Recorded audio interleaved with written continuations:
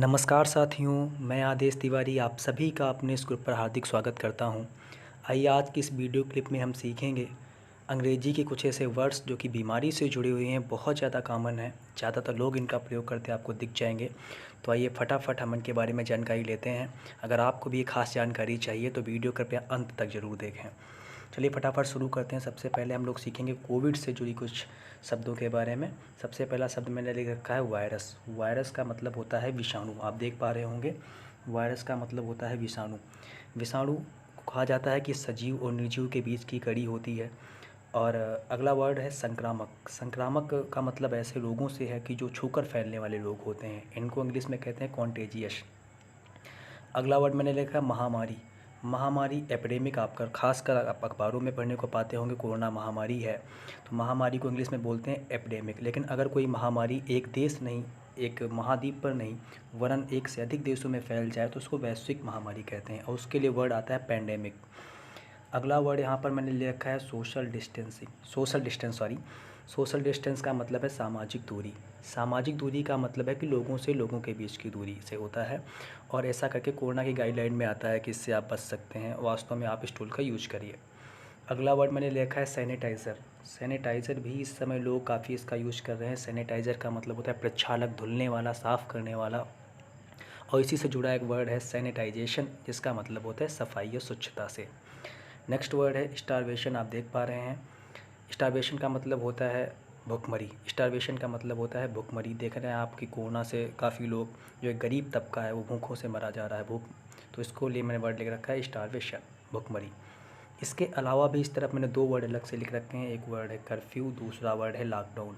इन दोनों में संक्षिप्त अंतर आप समझ लीजिए। कर्फ्यू क्या होता है? कर्फ्यू कुछ घंटे या कुछ दिन के लिए होता है, जबकि लॉकडाउन इससे मतलब कुछ कर्फ्यू की तुलना में कुछ अधिक दिनों के लिए लगाया जाता है।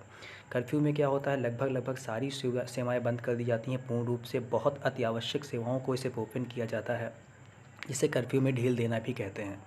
जबकि जो लॉकडाउन होता है, इस दौरान लगभग सारी सेवाएं तो बंद रहती हैं, लेकिन जो अति आवश्यक सेवाएं हैं उनको खोल दिया जाता है। और ये लॉकडाउन जो है सरकार द्वारा प्रयोग में लाई जाने वाली एक अस्थायी सुविधा है। चलिए और इस तरफ देखते हैं, मैंने कुछ बीमारियों के भी नाम लिख रखे हैं, फटाफट आइए इनके बारे में देखते हैं। जॉन्डिस। जॉन्डिस का मतलब होता है पीलिया, तो पीलिया को इंग्लिश में कहते हैं जॉन्डिस। नेक्स्ट वर्ड है कैंसर। कैंसर को हिंदी में कहते हैं कर्क रोग। नेक्स्ट वर्ड है एनीमिया। एनीमिया मतलब है रक्ताल्पता, अर्थात खून की कमी। अगला वर्ड है बवासीर। इस बीमारी का भी नाम आप प्रायः सुनने को लोगों के मुंह से पाते होंगे, जिसको इंग्लिश में पाइल्स बोला जाता है। नेक्स्ट वर्ड मैंने लिख रखा है खांसी। खांसी को इंग्लिश में बोलते हैं कफ। क्या बोलते हैं? कफ। कफ मीन्स होता है खांसी। अगर सूखी खांसी है तो इसको आप ड्राई कफ भी बोल सकते हैं। नेक्स्ट वर्ड है कोल्ड। कोल्ड मीन्स है सर्दी जुकाम। कोल्ड मीन्स सर्दी या जुकाम, और कोल्ड मीन्स ठंडा भी होता है, ठंडक भी होती है, और कोल्ड मीन्स सर्दी जुकाम में भी इसका वर्ड का हम यूज करते हैं। नेक्स्ट वर्ड है फीवर। फीवर मीन्स होता है बुखार, सब लोग जानते हैं, लेकिन फीवर भी कई टाइप के होते हैं। टाइफाइड है, आपका मलेरिया है, वायरल फीवर्स हैं।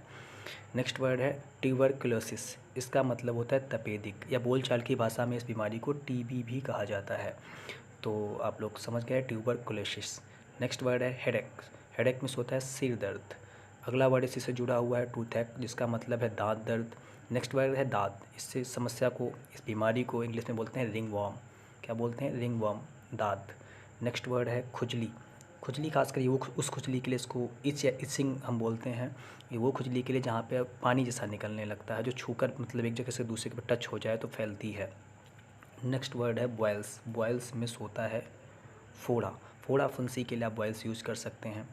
नेक्स्ट वर्ड है एसिडिटी। एसिडिटी मिस होती है गैस की समस्या। तो यहाँ पे मैंने कुछ वर्डों को ऐसे समाहित किया था। ढेरों बीमारियाँ हैं, ढेरों वर्ड्स हैं, लेकिन मैंने कुछ वर्ड को यहाँ पे समाहित किया है। नेक्स्ट क्लिप में मैं और सारी बीमारियों से जुड़े वर्ड को भी लेकर के आऊँगा, लेकिन इसके अलावा मैंने 3 वर्ड्स को अलग से लिख रखा है जो काफ़ी इंपॉर्टेंट हैं। वो वर्ड है आपका ट्रीटमेंट। ट्रीटमेंट या रेमेडी, इन दोनों का मतलब होता है उपचार। ट्रीटमेंट या रेमेडी। नेक्स्ट वर्ड है प्रेस्क्रिप्शन। प्रेस्क्रिप्शन उस दवाई के पर्चे को बोला जाता है, जहाँ पे डॉक्टर जो सारी दवाएं जिस पर्चे पे लिखते हैं, उस पर्चे को हम बोलते हैं प्रेस्क्रिप्शन। दवा का पर्चा, नुस्खा भी इसके लिए वर्ड यूज किया जाता है। नेक्स्ट वर्ड है डोज। तो आप डॉक्टर से बोलते हैं डॉक्टर कितनी डोज लेनी है। ये डोज का मतलब होता है दवा की मात्रा या खुराक। तो यहाँ मुझे बहुत अच्छा लगा कि आप सारे लोग मुझसे जुड़े, और ये बहुत वो वर्ड थे जो इस समय काफ़ी उपयोग में लोग इनको ला रहे हैं और काफ़ी इम्पॉर्टेंट भी हैं।